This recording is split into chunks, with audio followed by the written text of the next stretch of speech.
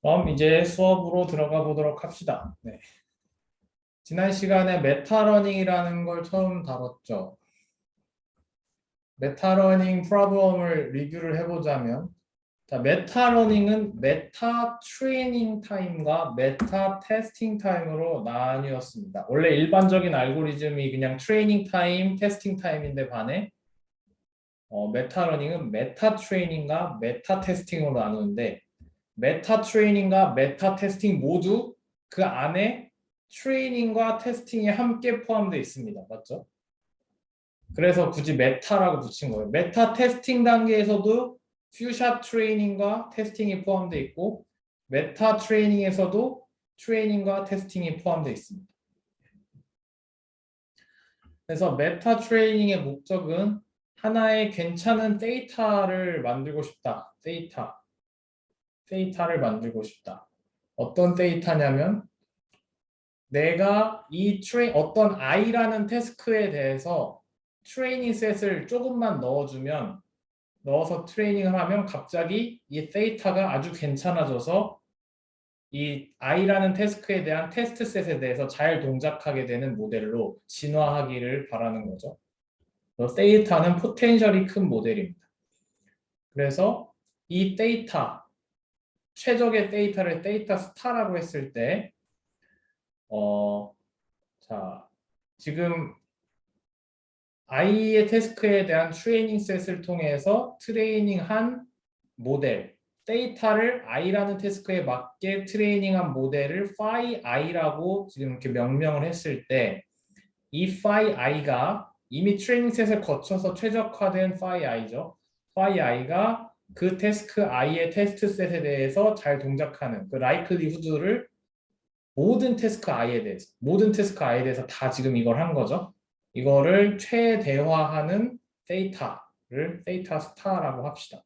그러니까 데이터 자체의 성능이 아니라 데이터가 약간 퓨전 러닝을 거친 이후의 성능이 이제 우리가 보고자 하는 매트릭이 된 겁니다. 잠재력이 있는 모델이다라고 말씀을 다시 한번 드리겠습니다. 그래서 메타 트레이닝 셋이 이렇게 트레이닝 셋이지만 그 내부를 보면 다 트레이닝 셋과 테스트 셋이 다 있는 겁니다. 트레이닝 셋이라고 트레이닝 셋만 있는 게 아니라 테스트 셋이 함께 포함되어 있는 겁니다. 태스크마다 이렇게 세트로 묶여 있고 네. 이 태스크 하나 i에 대해서 트레이닝 셋, 태스크 셋 다 비슷하게 페어링이 돼 있죠. 대신 개수는 당연히 다를 수 있고 지금 똑같은 얘기인데 메타 트레이닝을 위해서도 이렇게 지금 트레이닝 셋이 있고 테스트 셋이 있다. 그리고 태스크는 여러 개가 있다. 그래서 5개의 이미지 서로 다른 5개의 클래스에 하나씩 이미지를 가지고 원샷 트레이닝을 하는 이그젬플이죠. 원샷 트레이닝을 한 뒤에 2개의 테스트 셋을 가지고 성능을 테스트하는 그런 이그젬플입니다. 메타 테스팅 단계에서도 여전히 트레이닝 셋이 있다. 테스트 셋도 있고.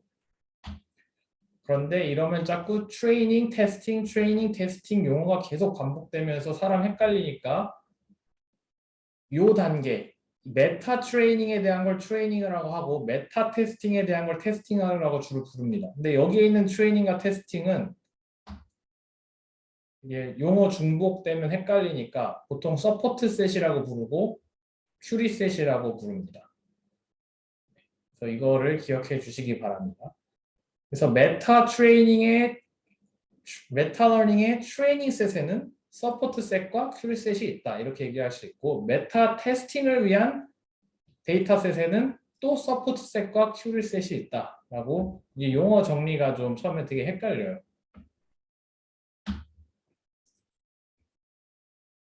그래서 여기에 나온 요 빨간 게 결국 이 빨간 세트랑 동치입니다. 동치.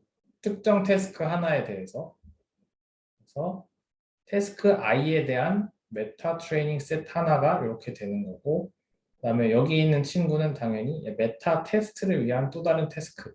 근데 이 태스크가 뭐냐면 메타러닝의 장점은 자, 이 메타 트레이닝 단계에서 수많은 태스크를 보여주면서 어댑테이션을 하면서 트레이닝을 했는데 메타 테스팅 단계에서는 트레이닝 셋에서 전혀 보지도 못한 태스크를 가지고 이 테스트를 해도 잘 나와야 됩니다.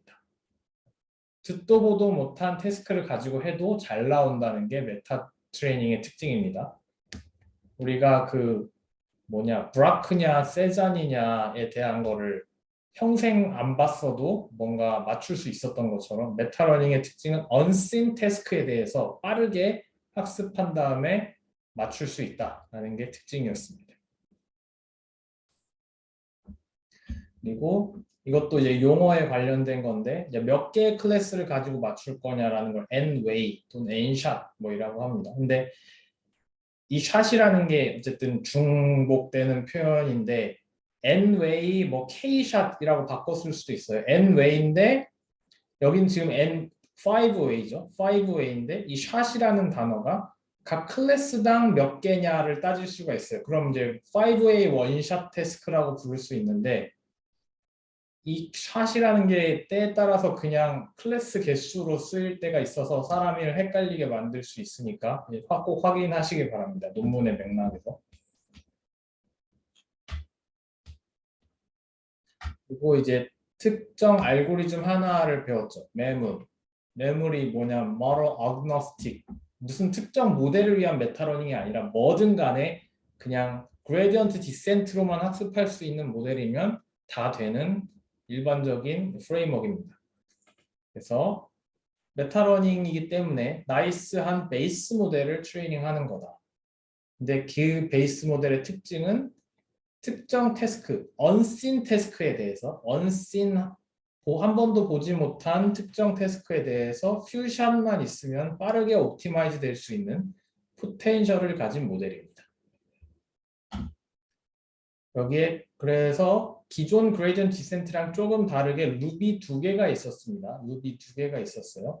이널 룹은 일단 샘플 태스크를 몇 개를 뽑은 뒤에 각 샘플 태스크마다 퓨샷 러닝을 통해서 모델을 최적화하는 과정이 들어갔고요. 이렇게 하는 이유는 그 최적화된 모델을 바탕으로 로스 펑션을 뽑을 거거든요. 그래서 최적화를 미리 해놨습니다. 그 다음에 이제 로스 펑션을 그 최적화된 모델로 다 뽑고 나서 그레디언트를 구하는데 그 모델 자체에 대한 그레디언트가 아니라 전체 모델을 통합한 상태에서 세이타에 대한 그레디언트, 메타 그레디언트를 뽑죠. 그리고 그렇게 해서 그 그레디언트 디센트를 하는 건데 이제 이 과정이 무진장 컴퓨터가 싫어하더라. 왜냐하면 세컨 오더 그레디언트가 들어갑니다. 한번 미분을 하면 벡터가 나오는데 그 벡터를 또 벡터로 미분하니까 아주 복잡한 형태가 나오겠죠. 그리고 이제 또 안 좋은 점이 이널 룹에서 에포크를 좀 여러 번 돌리게 되면 그 그레디언트 바뀌어 왔던 히스토리를 다 저장하고 있어야 그걸 통으로 그 그레디언트 에포크를 하나도 안 돌린 상태가 데이터였잖아요. 에포크를 5번 돌려갖고 phi가 업데이트 되는데 여기서 로스 펑션이 나왔잖아요. 근데 우리는 세이타에 대한 그레디언트를 구해야 되니까 에포크를 5번 다 거슬러 올라가면서 하나하나 그레디언트를 구해줘야 된다. 근데 이걸 심지어 세컨 오더를 구해줘야 되기 때문에 이 두 개의 조합이 아주 최악의 조합이 돼서 아주 오버헤드가 큽니다. 그래서 메타러닝의 후속 연구는 어떻게 세컨드 오더 그레디언트를 줄여볼까 뭐 이런 류의 연구들이 좀 있습니다. 아주 과감하게 그냥 빵으로 하자라는 어프로치도 있고 등등등 아니면 다른 걸로 근사해보자라는 어프로치도 있고 이런 것들이 개발이 되어 오고 있습니다. 여기까지가 메타러닝의 한 부류예요. 한 부류. 옵티마이제이션 베이스드 어프로치. 그냥 쉽게 말해서 그레디언트 디센트를 해갖고 일반 우리 모델 트레이닝 하듯이 트레이닝 할 수 있는 어프로치입니다. 두 번째는 non parametric 어프로치인데 우리가 흔히 metric learning이라고 부르는 형태의 것을 메타러닝에다 적용하자는 거예요. 우리 그런 거 있잖아요. 뭐 K nearest neighbor니 뭐 그런 것들.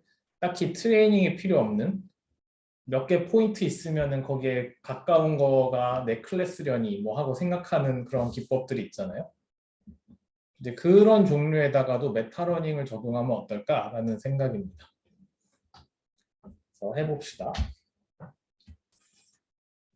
그냥 이런 도표는 되게 익숙하죠, 여러분. 여기저기 다 이게 지금 파란색 클래스랑 빨간색 클래스가 있어요.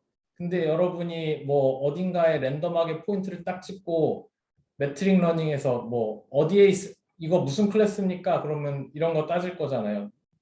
나랑 비슷한 거리에 있는 애들이 파란색이냐 빨간색이냐에 따라서 나는 파란색인가 보다 빨간색인가 보다 이렇게 정하겠죠.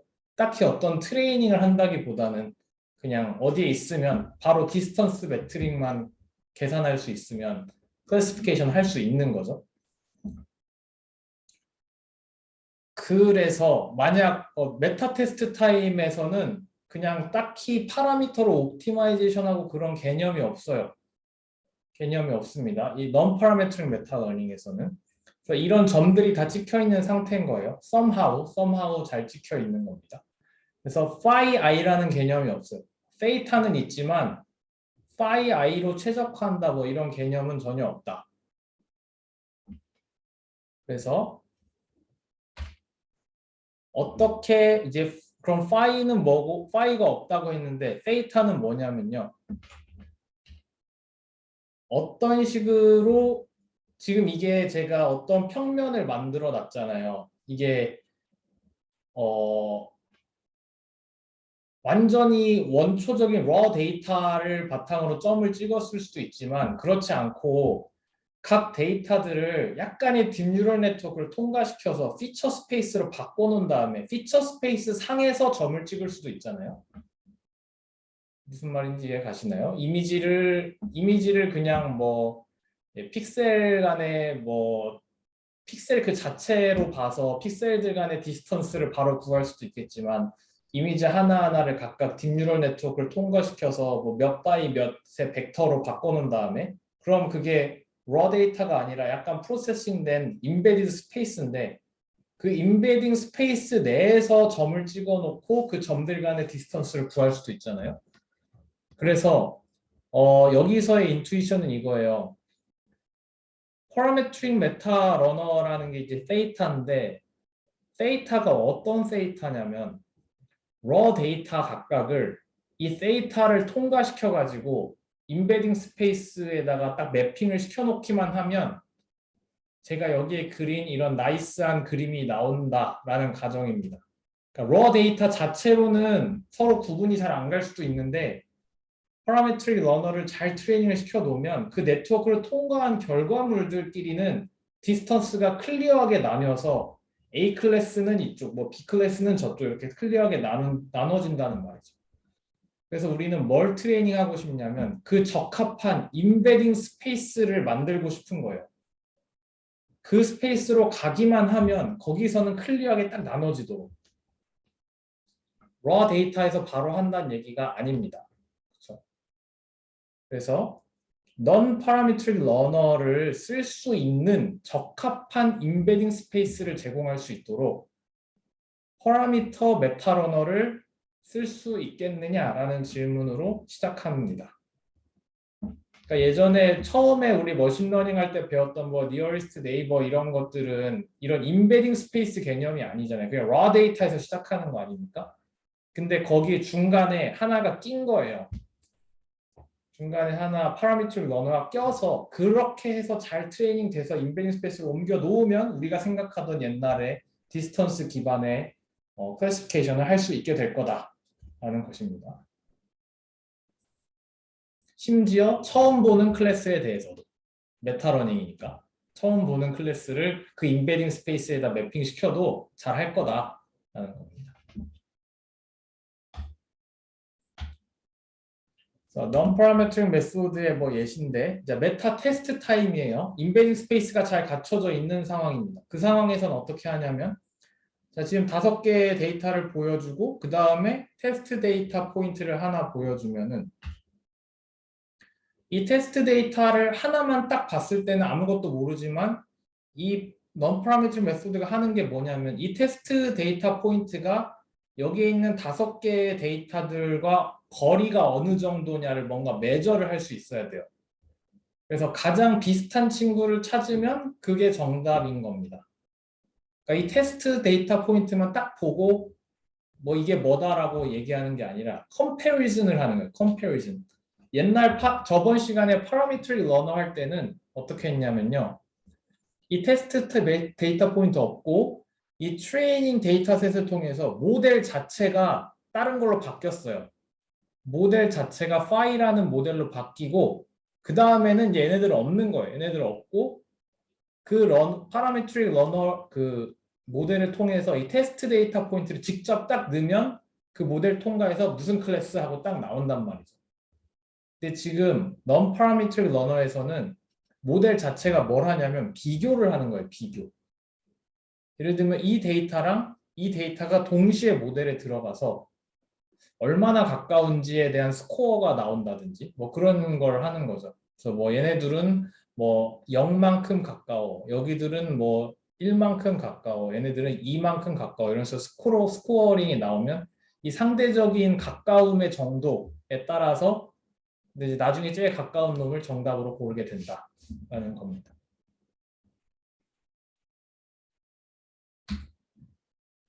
그래서 지금 다시 말씀드리지만 이 서포트 셋을 통해서 모델을 옵티마이제이션 하는 게 아닙니다. 모델은 하나도 안 바뀝니다. 서포트 셋을 통해서.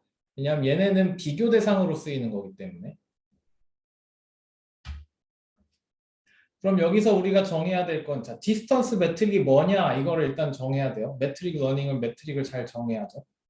디스턴스를 정해야 되고 그 다음에 도대체 어느 스페이스에다가 이 이미지들을 갖다 놔야지 잘 비교가 되는 거냐. 이런 라 데이터 전로 바로 하면 잘 안 되니까 이런 얘기를 하는 거죠. 그래서 얘네들이 클리어하게 딱 뭐랑 뭐는 비슷하고 뭐랑 뭐는 나뉘는 그런 인베딩 스페이스를 잘 찾아보자. 그것을 위해서는 파라메트릭 러닝이 필요한데 그것이 바로 메타러닝 파트인 겁니다. non parametric 메타러닝은 이런 의미입니다. 메타 테스팅 단계에서 non parametric learner를 쓰기 위한 메타 트레이닝 단계에서의 parametric learning입니다.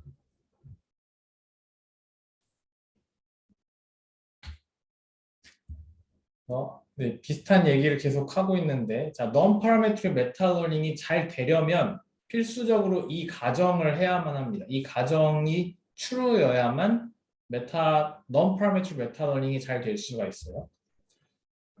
뭐냐면, 자, 메타 트레이닝을 합니다. 이때는 parametric learning이죠. 데이터를 트레이닝을 하는 거죠.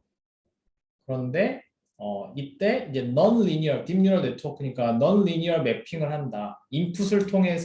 인풋을 어떤 임베딩 스페이스로 바꿔놓는 거기다 매핑을 시켜놓는 그런 뉴럴 네트워크를 이제 트레이닝을 할 수 있다. 그럼 메타 테스팅 단계에서 어떤 일이 벌어져야 되냐면 자, 메타 테스팅도 여전히 퓨샷 러닝이죠. 다만 파라미터를 러닝하는 게 아니라 디스턴스 매트릭을 구하는 러닝이죠. 네. 이때 내가 미리 트레이닝 시켜놨던 이 세이타라는 모델이 퓨샷 데이터, 각 클래스의 퓨샷 데이터를 컨버트해서 어떤 피처 벡터들로 만들어 줄 겁니다. 특정 인베딩 스페이스에 있는 피처 벡터들로 만들어 줄 겁니다. 데이터들을. 그렇게 해놓으면 이제 피처 벡터들이 여러 개가 있잖아요. 클래스 1에 대해서 피처 벡터가 어떻게 분포되어 있고 클래스 2에 대해서 피처 벡터가 이렇게 분포되어 있고 클래스 3에 대해서 피처 벡터가 여기에 분포가 돼 있죠. 다 점이 찍혀 있는 거죠. 인베딩 스페이스 내에서. 그러면 그 점을 가지고 우리가 어떤 심플한 매트릭만 잘 정의를 하면 그 인베딩 스페이스에서 우리는 테스트 이미지를 쉽게 클래시피케이션 할 수 있다. 가장 가까운 점으로 클래시피케이션 하면 정답이 나올 거다라는 것입니다. 그래서 여기서 메타러닝의 메인 잡은 어떻게 매핑을 할 거냐, 인풋을 인베딩 스페이스로 어떻게 매핑을 할 거냐, 이게 트레이닝의 메인 과정이 되겠죠. 제대로 된 인베딩 스페이스를 만들어주면 된다. 그래서 이쪽에 파이오니어가 되는 워크이 이제 샵넷이라고 ICML 2015년에 나온 것인데요. 샴 하면 딱 알죠. 샴 쌍둥이. 똑같이 생긴 사람이 머리가 이제 두 개가 있는데 몸은 하나보다 이런 상황이잖아요. 이런 거에서 인투이션을 얻은 네트워크입니다. 여기서의 목적은 자, 샴이라는 네트워크를 트레이닝 하는데 얘네들은 뭘 하냐면 특정 이미지를 딱 넣으면 이게 뭐다라고 알려주는 게 아니라 인풋 자체가 두 개예요. 두 개의 이미지를 인풋에 넣으면 걔네들이 비슷하다 아니면 안 비슷하다를 알려줍니다. 그게 뉴럴 네트워크의 결과물이에요. 그래서 이런 식이죠. 왜 샴이냐면 여기 있는 친구랑 여기 있는 친구가 똑같아서. 자, 여기 있는 친구랑 여기 있는 친구가 똑같습니다. 그래서 지금 웨이트가 다 똑같죠? 웨이트 1, 1,1, 뭐 웨이트 3,1 이런 식으로 다 똑같죠? 그래서 같은 네트워크입니다. 이 두 개는 같은 네트워크인데 인풋이 이 똑같은 웨이트를 통해서 히든 레이어를 거쳐서 여기까지 오면은 이제 임베딩 스페이스로 온 거잖아요. 임베딩 스페이스 상의 피처 벡터가 된 상태죠. 이게 사자의 피처 벡터, 뭐 그릇의 피처 벡터. 그럼 얘네들 간에 이제 거리를 구하는 레이어가 있습니다. 그래서 피처 벡터들 간의 거리를 구하면 거리를 구한 뒤에 이제 거리들 간에 약간 웨이티드 썸을 한다 치고 이게 최종 결과물로 0과 1 사이에 어떤 그 바이너리 클래시피케이션 같은 결과물이 나와야 된다. P는 0과 1 사이의 결과물이고 이 두 개의 이미지는 다르니까 레이블은 빵이죠. 페어예요, 페어. 페어가 트레이닝 인풋이고 거기에 대한 Y, 레이블은 여기서 0입니다. 거꾸로 여기 둘 다 그릇이니까 둘 다 그릇인 페어로 데이터를 넣으면 답이 1입니다. 그래서 바이너리 클래시피케이션을 하는 거예요. 똑같다, 안 똑같다에 대해서. 자, 그러면은 이제 여기 있는 부분 이제 웨이티드 썸이라고 했고 이제 여기 있는 친구가 이제 디스턴스 매트릭을 구해야 되는 거죠. 여기 피처 벡터들 간의 어떤 디스턴스 매트릭을 구하는 과정이 여기에 있는데 이 부분을 이제 디파인을 해야 된다. 뭐 가장 쉽게는 그냥 유클리디안 디스턴스를 구하면 되겠죠. 근데 뭐 혹시 그게 마음에 안 들면 뭐 코사인 디스턴스 뭐 이런 것도 있잖아요. 각도를 재는 디스턴스를 구할 수도 있고 여러 가지 뭐가 됐든 적절한 디스턴스를 쓰면 될 것 같습니다. 그 다음에 이제 이 부분을 잘 트레이닝해야 임베딩 스페이스가 적절하게 나와서 자 이거 딱 그대로 in what space is the distance measured 어떤 스페이스 상에서 디스턴스를 매저할 거냐를 결정하는 게 이 W입니다. 만약 이 W가 아예 하나도 없고 여기서 바로 가면 바로 인풋 스페이스 상에서 디스턴스를 매저하는 거고 여기를 이 W를 어떻게 트레이닝 하냐에 따라서 어느 공간에서 디스턴스를 매저할 거냐가 다 바뀌게 되겠죠. 그래서 러닝을 잘해야 됩니다. 어떻게? 두 개의 이미지를 넣었을 때 같은지 안 같은지를 최적으로 판별할 수 있도록 그러니까 같은 놈들은 최대한 같은 곳에 모이고 다른 곳끼리는 디스턴스가 확 멀어지는 그러한 임베딩 스페이스를 만들어줘야 됩니다.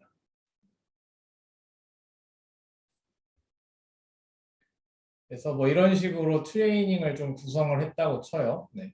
지금 뭐 축구공과 축구공은 same, 뭐 축구공과 악어는 different, 뭐 코끼리랑 코끼리는 same, 코끼리랑 악어는 different 이런 식으로 페어로 이루어진 인풋 트레이닝 셋을 만들어 뒀습니다. 그리고 뉴럴 네트워크는 각 이미지의 클래스는 사실 알 필요도 없고, 그쵸? 모릅니다. 모르는 상황입니다. 같냐 틀리냐만 판별할 수 있어요. 이제 이 상황에서 이제 메타 테스팅 단계에서 데이터는 이런 식이 되겠죠. 중요한 건 일단 unseen class를 가지고 할 수 있어야 된다. 근데 원샷 러닝인데 예를 들면 이런 상태네요. 자, 테스트 이미지가 얘예요. 농구공이 테스트 이미지면 그다음에 여기 후보가 되는 이미지를 골라 놓습니다. 지금 세 개의 클래스, 세 개의 이미지가 후보군이고 이것이 지금 다 원샷 상태로 제공이 됐네요. 클래스마다 샷은 하나밖에 없네요. 그리고 어떻게 뉴럴 네트워크에다 넣냐면 이렇게 한 페어를 넣고 또 이렇게 한 페어를 넣고 또 이렇게 한 페어를 넣어서 어떤 페어가 스코어가 제일 높은지를 따지게 되겠죠. 이거 자체가 어떤 러닝이라고 우리가 볼 수가 있는 겁니다. 매트릭을 구해나가는 과정. 그러고 나서 마지막에 하이스트 스코어가 나온 클래스가 정답이라고 리턴을 한다. 그래서 이런 지금 여기에 나온 스페시픽한 example 같은 경우는 여기도 빵, 뭐 여기도 빵, 여기는 1 이런 식으로 나와서 아 그럼 농구공인가 보다 라고 알게 되는 거죠. 샵 네트워크는 클래스가 뭔지는 전혀 몰라요. 여전히. 그냥 비슷하다 아니다만 압니다.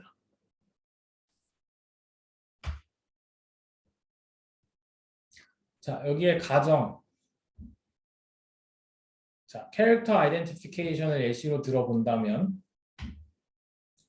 이걸 그냥 그대로 읽어보면 좋을 것 같은데 자, 뉴럴 네트워크가 잉글리시 캐릭터들 간의 아이덴티티를 서로 같은지 다른지 확실히 알려줄 수 있도록 충분히 트레이닝이 만약 된다면 이 뉴럴 네트워크는 재사용될 수 있다. 뭘 위해서? 한글 캐릭터를 서로 같은지 다른지 분별하는 작업에도 여전히 쓰일 수 있다.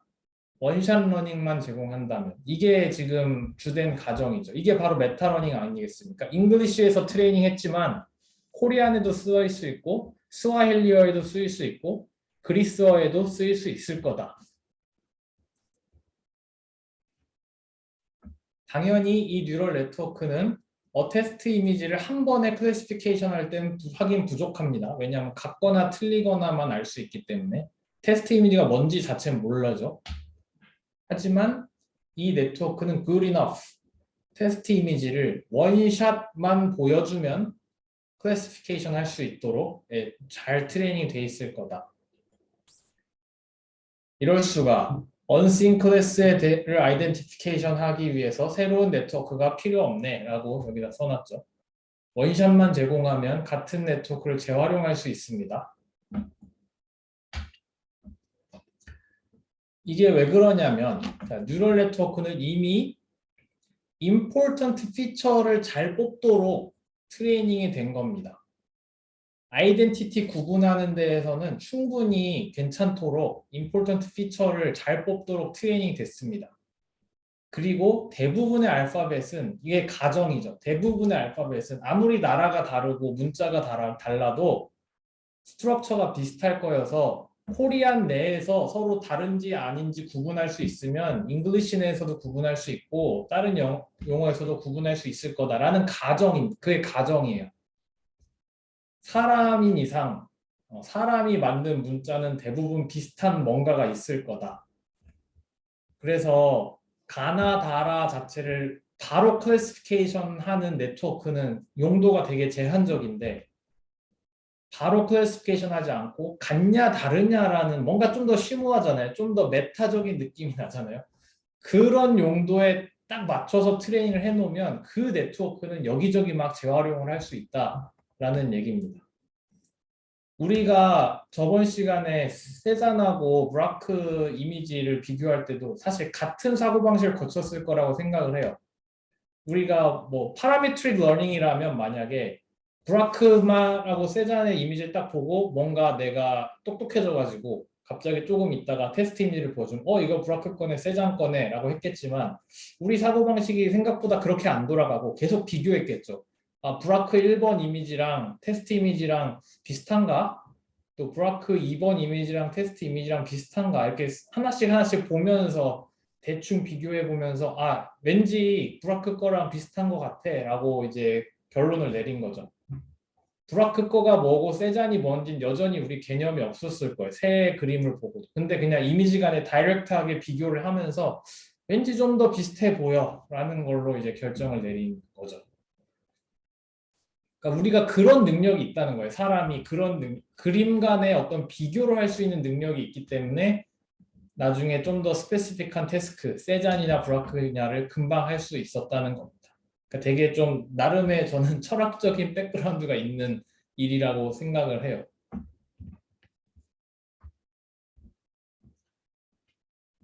그래서 아키텍처는 베이직 아키텍처는 이런 식으로 되게 간단하게 생겼죠. 인풋을 그냥 웨이트 몇 개, 레이어 하나죠. 지금 히든 레이어 하나만 통과시키는 걸 베이직 구조로 풀리 커넥트 레이어로 이렇게 설계를 한 게 베이직 구조고요. 그래서 네트워크는 똑같다. 네, 똑같은데 얘네들은 이제 피처 뽑는 게 목적이지 바로 뭐 소프트맥스를 하고 그런 게 아니죠. 피처만 뽑고 끝나는 거예요, 얘네는. Same architecture, same weight. 그 다음에 이제 distance layer. 이 부분이 이제 소프트맥스가 아니라 distance 재는 게 들어가는 거죠, 여기서. 근데 되게 뭐 L1 distance, 벡터들 간의 L1 distance를 뭐 재겠다고 하네요. 그죠? 그 다음에 output layer는 이제 이 디스턴스를 에다 웨이트를 주고 뭐 여기다 시그모이드를 해가지고 이제 0과 1 사이 값으로 바꾼다고 나와 있습니다. 네. 그래서 디스턴스 엘리먼트에 시그모이드 해서 리턴 프로버비티 이게 무슨 소린지 아시겠죠? 결국은 시그모이드가 들어갔네요. 0과 1 사이로 바꾸려고 디스턴스지만 결국 시그모이드로 바뀌었습니다. 근데 이거를 좀 더 복잡하게 이미지다 보니까 CNN으로 바꿀 수도 있겠죠. 그럼 딴 게 달라지는 게 아니라 그 피처 벡터로 바꾸는 네트워크가 CNN이 된 거죠. 풀리 커넥티드 레이어에서. 뭐 이런 식으로 이것도 샵 네트워크입니다. 이런 CNN 구조가 있지만 그거를 똑같이 복사해서 여기다 넣고 그 다음에 뭐 인풋 1에 대해서는 인베딩 1이 나왔을 거고 인풋 2에 대해서 인베딩 2가 나왔을 텐데 여기서 또 결국은 디스턴스를 매주로 한 다음에 이걸 또 시그모이드를 거쳐서 프로버빌리티로 바꾸는 겁니다. 그러니까 이 부분의 아키텍처적인 관점은 이 앞부분인 거죠. 이 뒷부분은 사실 달라질 게 없는 거죠. 그래서 메타 트레이닝을 하기 위해서 뭐 어떻게 했냐면 아웃풋은 0과 1 사이의 값이고 로스 펑션은 당연히 그냥 바이너리 클래시피케이션에서 봤던 로스 펑션 똑같이 쓰면 되겠죠. 대신 인풋이 하나 들어가는 게 아니라 두 개가 페어로 들어가야지 뭔가 나오겠죠. 두 개가 얼마나 비슷한지 비교하는 거니까. 그다음에 여기 regularization 넣었고요. 코스트 펑션은 미니 배치 128개의 페어에 대한 에버리지로 했다고 하고요. 200 에포크를 했다고 합니다. 밸리데이션은 자, 밸리데이션 자체가 원샷 러닝 태스크죠. 그래서 큐리 이미지를 이제 어떤 C 클래스, C개의 클래스 각 원샷으로 제공해 준 다음에 원샷 러닝을 통해서 큐리 이미지가 뭔지 맞추면 되겠습니다. 그게 밸리데이션 태스크입니다. 그래서 이런 식으로 지금 C개의 클래스에 대해서 각각마다 이 큐리 이미지랑 비교하면서 스코어가 나왔을 거예요. 이 P라는 스코어가. 근데 이 P가 가장 큰 친구를 정답으로 하겠다라는 뜻입니다. 이 C는 클래스가 1에서 C까지 있다고 가정했으니까 1과 C 사이의 정수가 되겠네요. 그리고 이제 이거를 하나만 하면 밸리데이션이 이상하니까 320개의 원샷 러닝 태스크를 구성했다고 합니다. 그리고 밸리데이션 에러가 20 에포크 동안 줄어들지 않으면 얼리 스탑핑 테크닉으로 중간에 멈췄다. 이제 이런 얘기고요. 그래서 성능을 봤는데 지난 시간에 이제 메모할 때 옴니글랏 보여드렸는데 옴니글랏을 이제 매트릭 러닝에 샵넷에 맞게 좀 구성을 해야 되겠죠. 그래서 지금 50개의 알파벳이 옴니글랏에서 제공이 되는데 트레이닝을 위해서 40개를 쓰고 이밸루에이션을 위해서 10개의 알파벳. 그러니까 결국 뭐냐면 40개의 알파벳과 나머지 10개의 알파벳은 완전히 구분되잖아요. 그래서 40개의 뭐 한글도 있을 수 있고 중국어도 있을 수 있고 한데 갑자기 이 10개의 영어 전혀 보지 못했던 알파벳이 여기에 나오는 거죠. 이밸루에이션에는. 그러니까 완전히 클리어하게 구분을 했습니다. 알파벳 자체로. 그 다음에 데이터 어그멘테이션을 했다. 어파인 디스토션 이렇게 조금씩 틀어놓은 거 보이시죠? 같은 글자인데 이런 식으로 데이터 어그멘테이션을 해서 넣었습니다. 그래서 성능을 해봤더니 뭐 어파인 디스토션을 하면 뭐 성능이 좀 더 좋아지고 트레이닝을 오래 할수록 성능이 좋아지고 이런 얘기를 했네요. 그래서 이만큼 트레이닝을 하고 디스토션까지 했더니 성능이 좋아졌다. 뭐 이런 얘기를 하고 그다음에 이제 테스트를 해야 되는데 테스트를 어떻게 하냐면 지금 10개 남았잖아요. 10개의 알파벳이 남았는데 일단 그 중에 알파벳 하나를 고르고 그다음에 20개의 캐릭터로 셋을 2개를 만들어요. 이 알파벳 내에서 20개의 캐릭터 셋 1, 20개의 캐릭터 셋 2를 이렇게 구한 다음에 각각을 다 비교합니다. 이 셋 1에서 하나를 골라가지고 이 하나가 셋 2에 있는 20개랑 얼마나 가까운지 테스트를 한 다음에 결국 이 큐리 이미지가 어떤 캐릭터냐를 맞추고 그다음에 셋 1에서 두 번째 캐릭터를 또 큐리 이미지로 뽑아서 셋 2에 있는 거랑 다 맞춰봐가지고 이게가 뭐냐 이거를 20번을 해보는 거죠. 셋 1에 대해서. 그렇게 태스크를 수행한 다음에 이제 거꾸로 셋 2에서 하나를 뽑아가지고 셋 1에 있는 20개랑 다 맞춰본 다음에 얘가 뭐냐 라고 클래시피케이션 하는 작업을 또 20번을 반복하면 2개의 셋에 대해서 40번 테스트를 할 수 있겠네요. 40번. 이런 식이죠. 셋 1에서 이걸 뽑았다. 그럼 셋 2에서 지금 이 20개를 다 비교를 해서 뭐가 제일 가깝냐. 얘가 제일 가깝죠. 그럼 얘 스코어가 제일 높겠죠. 그래서 이런 식으로 10개 알파벳에서 다 반복을 하면 총 400번 테스트를 할 수 있겠습니다. 이런 식으로 데이터셋을 구성했습니다. 원샷 러닝을 한 성능 결과인데 지금 샵넷 네트워크 그 싱글 FC fully connected 레이어 한 거는 성능이 되게 안 좋네요. 그죠? 되게 안 좋은데 컨볼루셔널 뉴럴 네트워크를 넣은 샵넷은 이제 테스트 성능이 엄청나게 좋습니다. 거의 베스트라고 볼 수 있겠죠.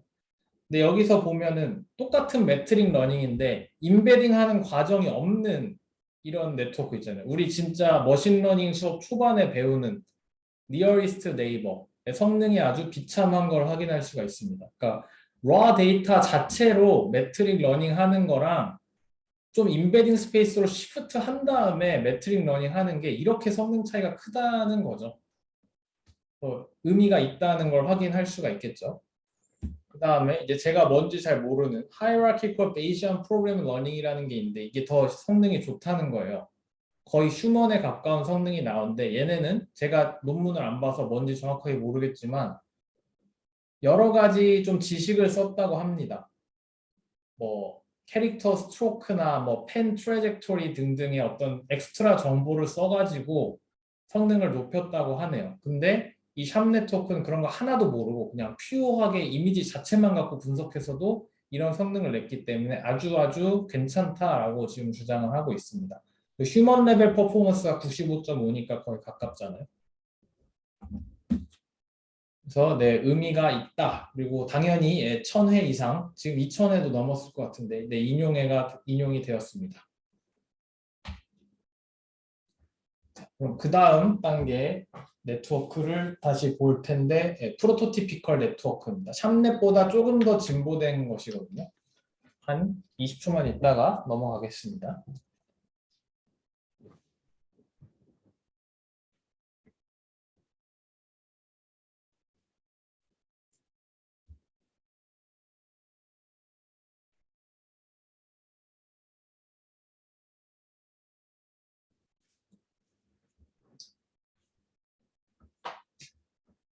자, 프로토티피컬 네트워크입니다. 이거는 뭐냐면 이 말 그대로 프로토타입을 배출해내는 네트워크입니다.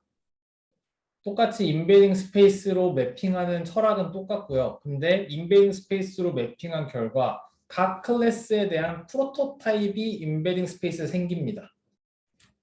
그래서 그 프로토타입과 테스트 이미지가 얼마나 가까우냐를 따지는 작업이 나중에 이루어지고요. 그래서 네, 똑같이 이제 어썸션은 뭐냐면 아마도 인풋을 잘 컨버트 할 수 있을 것이다. 인베딩 스페이스로. 그 인베딩 스페이스에서 어떤 일이 일어나냐면 클래스의 프로토타입이 서포트 셋에 있는 민값, 서포트 셋이 예를 들면 5개가 있어요. 한 클래스에 대해서 5샷 러닝이에요. 그럼 어떤 클래스에 대해서 5개의 인풋이 이 네트워크 잘 트레이닝된 네트워크 똑똑똑 들어가면 임베딩 스페이스에 점이 5개가 찍히겠죠. 근데 그 점의 평균을 내면 그게 괜찮은 프로토타입이 되는 임베딩 스페이스를 우리가 트레이닝 할 수 있을 거다라는 것입니다. 네, 프로토타입을 심플하게 평균 내면 되는 그런 괜찮은 임베딩 스페이스를 트레이닝 할 수 있을 것이다 라는 가정입니다. 그래서 이게 임베딩 펑션이에요. 파이라는 게 이제 네트워크인데 이 네트워크를 통해서 D 디멘전의 어떤 실수 벡터가 이제 원래 raw 인풋인데 이걸 M 디멘전의 어떤 피처 벡터로 바꾸는 거죠. 이 네트워크의 기능은 그런 것이죠. 그래서 이 네트워크를 잘 트레이닝을 해 놓으면 이게 바로 이 M 디멘저널의 어떤 임베딩 스페이스라고 칩시다. 그래서 지금 각각 네트워크 각각 인풋들이 다 이 임베딩 스페이스에 매핑될 거예요. 그렇게 해서 이제 퓨샷 데이터들이 주어진단 말이죠. 지금 하나, 둘, 셋, 넷, 다섯, 하나, 둘, 셋, 넷. 각 클래스마다 지금 5샷으로 데이터가 와서 임베딩 스페이스에 점이 찍혀 있는 상황이에요. 그러면 각 클래스의 프로토타입은 뭐다? 이 퓨샷이 찍힌 점들의 그냥 평균이 프로토타입이 된다. 그래서 프로토타입은 이 원래 있던 D 디멘전의 인풋 스페이스가 아니라 우리가 컨버트해 놓은 M 디멘전의 임베딩 스페이스에 찍히는 점입니다. 프로토타입은. 그래서 이런 식으로 나타낼 수 있겠죠. 그냥 이거 똑같은 얘기인데 퓨샷 X라는 데이터를 파이에다 넣고 임베딩 스페이스로 다 바꿔놓은 다음에 몇 개의 점을 클릭한 다음 여기다가 이제 평균 내는 걸 의미하는 거예요. 평균을 내면 프로토타입이 나온다라는 수식적 표현이고요. 그렇게 되면 이제 뭐죠? 프로토타입이 다 나왔어요. 그럼 이런 식으로 다 이렇게 확실하게 바운더리가 지어지겠죠. 니어리스트 네이버 찾으면 끝난다 이런 얘기죠. 프로토타입이 잘 나온 이상 큐리 이미지를 임베딩 스페이스에다 갖다 놓기만 하면 니어리스트 클래스 찾으면 걔가 정답이다. 그런 겁니다. 근데 이제 이게 어썸션이니까 이제 그러한 네트워크 트레이닝이 가능하기를 바란다라는 거죠. 그래서 한번 해봤다라는 겁니다. 근데 잘 됐고 그래서 논문이 된 거죠. 클래시피케이션, 네, 뭐 소프트맥스 오버 디스턴스라고 했으니까, 네, 다른 여러 가지 디스턴스 대 이제 자기의 타겟 디스턴스를 했을 때 이제 맥스가 되는 값을 고르면 되겠습니다. 이게 이제 전체 알고리즘인데, 뭐 글은 되게 뭐 작게 이것저것 써 있는데 내용이 어렵진 않아요. 트레이닝 셋은 뭐 마찬가지로 네, 인풋이 있으면 아웃풋이 있겠죠. 이런 트레이닝 셋이 있고 그다음에 뭐 이거는 클래스 개수 K 클래스가 있다. 그다음에 DK는 D의 어떠한 सब셋이다. 네. 그러니까 K라는 클래스를 가진 데이터라고 하면 DK인 겁니다. 정답이 K인 데이터. 그래서 이렇게 트레이닝 셋을 마련을 해놓고 그다음에 뭐 에피소드 샘플이라고 해서 NC개의 클래스를 뽑습니다. K개를 다 쓸 필요는 없고 K개 중에서 이제 NC개의 클래스를 랜덤 샘플링 합니다. 그래서 그걸 V라고 이렇게 해놨네요. 그다음에 클래스별로 클래스 하나마다 NS개의 샷을 이제 준비를 또 해줘야 됩니다. 이것도 랜덤 샘플로 뽑아 놓습니다. NC개의 클래스가 있고 네, 각 클래스마다 NS개의 샷을 준비를 하는 겁니다. 서포트 셋으로. 다음 큐리 셋은 NQ개를 뽑습니다. 각 클래스마다. 그렇게 해놓으면 자 프로토타입을 계산을 할 때 어떻게 하죠? 서포트 셋을 가지고 계산하겠죠. 그래서 NS개의 임베딩 벡터, 피처 벡터를 평균 내서 클래스마다 하나의 프로토타입을 만들어 놓고 이거는 임베딩 스페이스 상에 있는 피처 벡터입니다. 아까 봤던 수식 그대로죠 이거. 그다음에 로스를 계산을 해야 됩니다. 로스를 계산하는 건데 얘는 뭐냐? forward. 네, 여기에 지금 x가 있는 x라는 게 이제 인베딩 스페이스로 이제 매핑이 된 거고 그 인베딩 스페이스가 특정 프로토타입과 거리가 있을 텐데, 그죠? 이거를 이제 미니마이즈 하도록 트레이닝이 될 겁니다. 정답인 클래스 쪽에 대해서 미니마이즈가 되도록. 그다음에 이제 성능을 보면 되는데 4레이어의 CNN을 통해서 이제 인베딩을 하도록 아키텍처를 구성했고 트레이닝 방법은 이제 테스팅 시나리오를 고려해서 뭐 테스트 때는 뭐 테스트를 위한 클래스 개수가 있을 거고 테스트를 위한 이제 샷 개수가 있을 거고 에피소드 컴포지션 for 트레이닝 뭐 이런 게 있네요. 이것도 똑같이 트레이닝을 위한 클래스가 있을 거고 트레이닝을 위한 샷 개수가 있을 거고 근데 이제 이분들이 해보니까 테스트 단계보다는 좀 더 트레이닝 단계에서 더 많은 클래스를 보여주는 게 성능이 좋다. 그런데 샷 개수는 비슷한 게 좋다. 근데 여기에 제가 지금 트레이닝이라고 써야 되는데 잘못 썼네요. 죄송합니다. S 트레이닝인데 이상한 글자를 여기다 썼는데. 그다음에 데이터셋은 옴니글랏이랑 미니미지넷을 썼습니다. 그래서 성능이 이런 식으로 나와 있네요. 매칭 네트워크라는 또 다른 메타러닝 기법인데 제가 생략했어요. 이건 좀 더 복잡하거든요. LSTM도 들어가고 막 그래요. 근데 이건 여기서 생략했고, 네. 얘가 얼마나 파워풀하냐면 이제 매물과 비등비등합니다. 매물은 되게 파라미터를 잘 트레이닝해서 괜찮을 것 같은데 이 매트릭 러닝이라는 이 가정 하에서도 상당히 괜찮은 성능을 내는 거를 지금 확인할 수가 있습니다. 옴니글랏에서 그죠? 그다음에 미니 이미지넷에서도 네, 비등비등하거나 오히려 더 좋은 성능을 나타내는 걸 볼 수가 있어서 네, 매트릭 러닝을 절대 무시할 게 아니다라는 얘기를 우리가 해볼 수 있겠습니다. 그래서 메타 러닝을 할 때 보통 파라메트릭 러닝을 생각하기가 쉬운데 이런 매트릭 러닝 관점으로도 한번 생각해 보는 것도 네, 좋은 방법이 될 것 같습니다.